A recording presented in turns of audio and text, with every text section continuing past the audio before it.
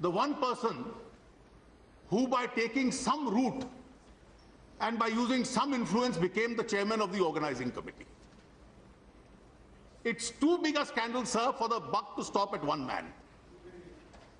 Whether it's the government of the National Capital Territory region of Delhi, or it's the central government through its various agencies, none of them must escape responsibility.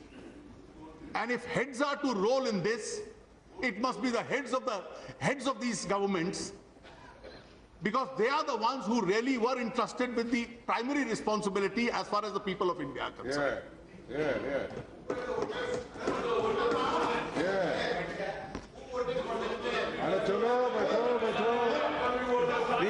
Please allow the discussion. Please allow the discussion to go on. Sir, please. Sir, the minister's statement merely says that there was an organizing committee which was set up, and this is a statement made in the House. There were statements he made outside, and I'm entitled to refer to his statements outside also, because when the House is in session, every word of what a minister says has to be taken into consideration. We had to set up such a dubious setup because our hands were tied on account of what the NDA government had done. The burden of his song in this statement entirely is that the NDA government had done something which led to the appointment of the person who was appointed the chairperson of the organizing committee. So when I was referring to the two former ministers who are coincidentally and pleasantly for us both present in this House, I have not the least doubt that they are the best witnesses of what has happened. And this is one case, sir, where this House will have to take an extraordinary step. After the documents which I placed before this House, where all files of the government which have been held back in the minister's statement and all documents which have been held back, one by one must be summoned to the floor of the House for inspection by every member of this House. It's a monumental deception which has been practiced on this House and on the people of this country as to how the structure of the games was created and how under that structure, along with that structure, various agencies of the Delhi government and various agencies of the central government decided to function. Sir, the games commenced with the Indian Olympic Association approaching the government of India in 2003 that it wants to make a bid. The games are a property of the Commonwealth Games Federation.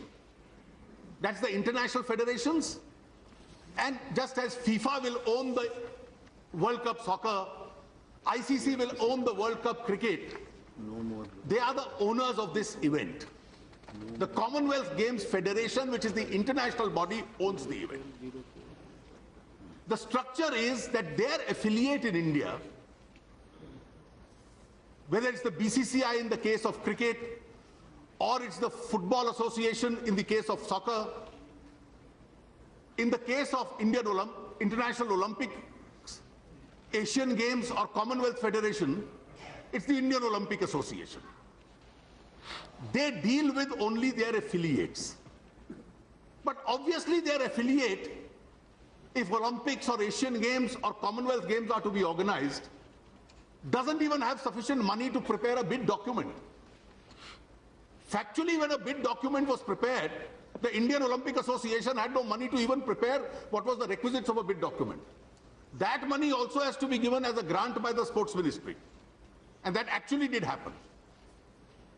So the structure of the games always is, the games remain a property of the Commonwealth Games Federation. Various national associations bid. And in this case, the two eventual bids were the Canadian bid and the Indian bid. India bid for New Delhi and Canada bid for Hamilton. The bids were compared.